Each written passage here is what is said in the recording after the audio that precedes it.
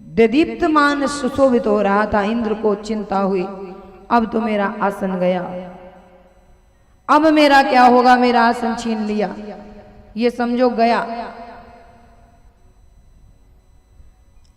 पहले महिषासुर ने सताया,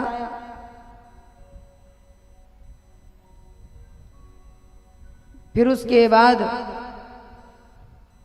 और अनेकानेक चंड मुंड आदि राक्षसों ने भी उनका साथ दिया। तो जब बोले रंभ और करम्ब तपस्या कर रहे थे, इंद्र ने सोचा कि कोई कुछ नहीं कर पाएगा, मैं ही जाता हूं। तो बोले पंचनद में जल में प्रवेश करके जो करम्ब तपस्या कर रहा था, तो बोले उसी समय इंद्र ने ग्राह का रूप बनाया, मगर बन करके जल में प्रवेश कर गए।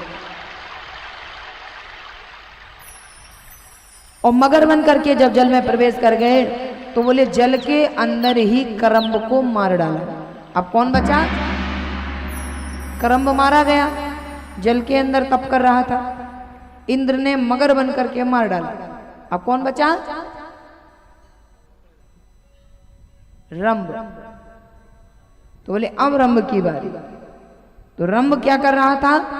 पंच अग्नि का सेवन कर रहा था। तो बोले उसको जैसे ही पता चला कि मेरा भाई मारा गया, मेरे भाई को इंद्र ने कपट से मार डाला, तो बोले मेरा करम्ब भाई मारा गया। दुखी होकर अपना सिर पीटता हुआ बोले क्या लाभ है ऐसी तपस्या का जिसमें हम अपनी रक्षा नहीं कर सकते? कोई लाभ नहीं, हमको नहीं करना है तप, और हम अपने आप को भी अभी नष्ट कर देते हैं। उसने निकाली तलवार और बोले अपने सिर को काट कर उसने अग्नि में होम कर देने की इच्छा से जैसे ही हाथ में लिया, तो बोले अग्निदेव प्रकट हो गए। अग्निदेव कहने लगे अरे रंभ क्या कर रहे हो? बोले मैं जीना नहीं चाहता, हम तपस्या कर रहे थे, हमारे भाई को मार दिया, अब मैं ही जी कर क्या करूंगा? हम दोनों ने प्रण लिया था साथ में जिएंगे और साथ में हर कार्य को करेंगे, मिल बांट करके दोनों भाई करेंगे। मेरा भाई छोड़कर चला गया, अब मुझे नहीं जीना है, मैं जीना नहीं चाहता। अग्निदेव कहने लगे अरे रंभ चिंता मत करो, तुम्हें अभी पता नहीं है तुम्हारे द्वारा